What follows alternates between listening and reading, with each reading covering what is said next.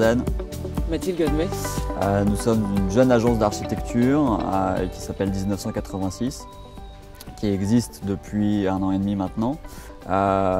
Et nous venons ici avec un jardin qui s'intitule I Like to Move It. Jardin qui est simplissime, à savoir ce sont des arbres qui se déplacent tout simplement. Donc l'idée paraît très simple. Sa mise en œuvre a été au contraire, elle, relativement complexe. On a une super équipe des Jardins de Métis qui ont travaillé avec nous, qui ont abattu un travail assez formidable. Et si le résultat paraît assez évident et finalement assez simple dans sa forme, en réalité, ce que vous ne voyez pas en dessous, c'est toute une énorme structure en tunnel, faite de lambourdes de bois, avec des rails, etc., etc. Donc avec une sorte de mise en œuvre quand même très complexe, bien plus complexe que ce qu'on peut s'imaginer. Le concept.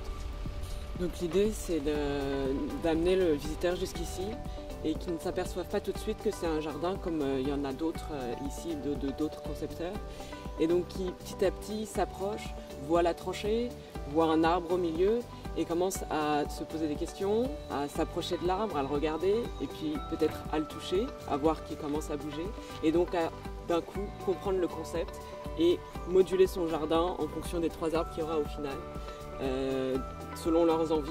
Donc au milieu du chemin pour embêter les autres visiteurs ou au niveau de la vue, pour cacher la vue, pour la voir et puis même pour proposer des formes géométriques différentes, apporter de l'ombre, etc.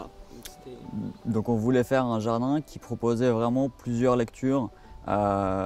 Cette lecture-là très pratique, entre guillemets, et très terrienne. À la fois une lecture d'architecte, puisqu'on vient moduler et composer l'espace avec les 3 arbres qui vont être situés sur le terrain, et donc ramener de l'ombre, ramener de la lumière, ramener de la vue, fermer le passage, etc. Et à la fois une lecture un peu plus intellectuelle, où on pose la question de l'intervention de l'homme sur la nature finalement, et sur la conception du jardin, en allant jusqu'au point extrême où on se met à contrôler réellement ce qui était a priori incontrôlable, à savoir l'arbre tout simplement. Déraciner l'enracinement. Déraciner le monumental.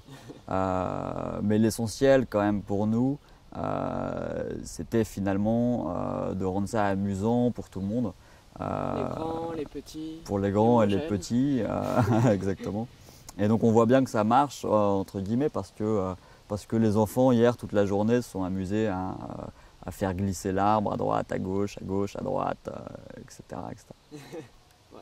Donc c'était l'idée. Une expérience unique.